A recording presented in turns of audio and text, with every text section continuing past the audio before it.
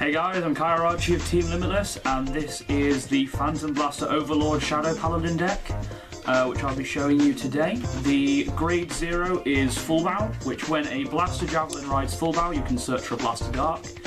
It's probably, at the minute, the only real grade 0 you can use in Shadow Paladins, but it still works fairly nicely. The trigger lineup for the deck is 8 crit, probably the best option for Shadow Paladin. The only other option is running 4 crit and 4 stand, but the 8 crit offers a lot more pressure, 4 draw and 4 heal.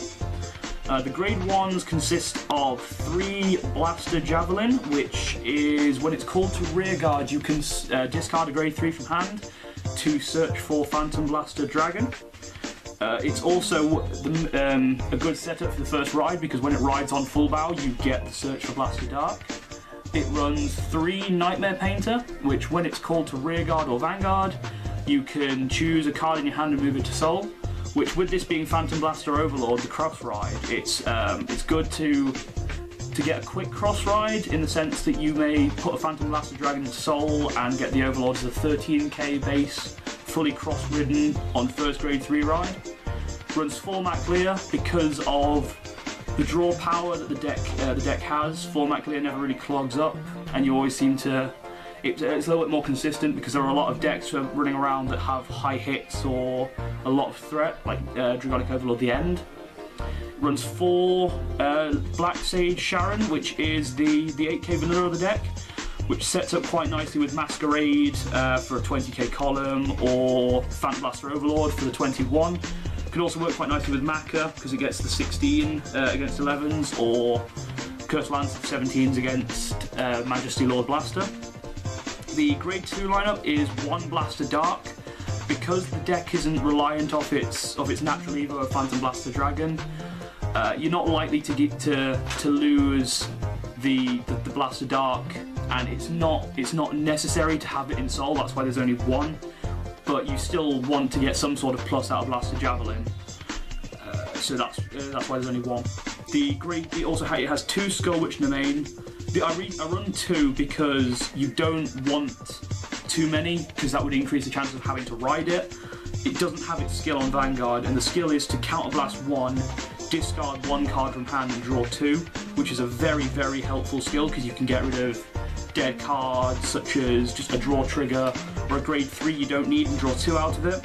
It has 3 Knight of Nullity Masquerade, which if you have a Blaster Vanguard, which you can have from grade 1 because of Blaster Javelin into Blaster Dark into either the Blaster grade 3s, it can swing for 12k, which with the grade 1 lineup, it's the lowest it'll be swinging for with a boost will be 18, which will always force a 10 drop out of a cross ride 13 base. It runs 3 Darkness Maiden Maka. Darkness Maiden Maka, I feel, is a very, very strong card for Shadow Paladins, because you can counterblast 2 to put any grade 1 or lower Shadow Paladin in the same column as her. So if, for instance, you're missing the Phantom Blaster Dragon for your Phantom Blaster Overlord, you can discard a grade 3 in hand, and if you bring out a Blaster Javelin from her effect, you can ditch that grade 3 to search for the Phantom Blaster Dragon. If you've got a Nightmare Painter, put the Phantom Blaster Dragon in soul and get 13k base. Or if you've got the Phantom Blaster Dragon in hand, you can bring out Maka, put the Nightmare Painter behind her, put the Phantom Blaster Dragon in soul, and there's your 13 base. It has 3 Curse Lancers. Because Shadow Paladins are very counterblast heavy because of Maka, Skull Witch, and the grade 3s, Curse Lancers are very, very crucial to the deck, because when Curse Lancer hits, you can unflip 1 damage.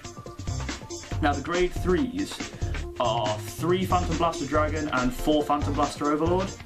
The reason I've gone for this ratio of grade 3 is because there's a search method for Phantom Blaster Dragon, and Phantom Blaster Overlord is a Persona Blast. The 4 Phantom Blaster Overlord makes a lot more sense, and you're more likely to hit it. And because there's a search for Phantom Blaster Dragon anyway, you don't need to always worry about it. The deck plays very aggressively, trying to destroy the opponent's hand, crit pressure, while also keeping its field through its own resources, i.e. Maka, or maintaining a hand through Skull Witch.